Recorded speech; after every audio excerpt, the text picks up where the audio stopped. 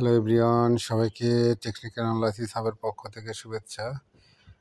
আপনারা স্ক্রিনে দেখতে পাচ্ছেন কেপিপিএল শেয়ারটির ডেইলি চার্ট অনুসারে আমরা দেখতে পাচ্ছি লাস্ট প্রায় 7-8 দিন শেয়ারটি কিন্তু আবারও কারেকশন ফেজে চলে গিয়েছে।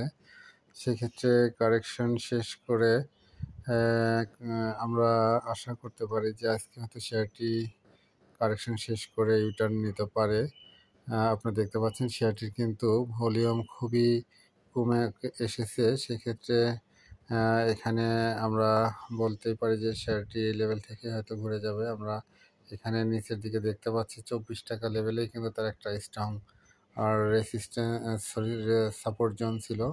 তো সেক্ষেত্রে এই সাপোর্টে সে হয়তো সাপোর্ট নিয়ে উপরের দিকে যেতে পারে। আমরা যদি মিনিট চার্ট দেখি, মিনিট চার্ট অনুসারে দেখতে পাচ্ছি যে শেয়ারটি সকালেও একটা ভালো সেল ভলিউম ছিল, অর্থাৎ সেল পজিশনটা একটু বেশি ছিল। তো সেক্ষেত্রে আশা করা যায় যে এখান থেকে আপনারা দেখতে পাচ্ছেন আজকের লোয়েস্ট ছিল 23 টাকা 90 পয়সা। সেক্ষেত্রে এখান থেকে আশা করা যায় শেয়ারটি হয়তো রিটার্ন নিতে পারে।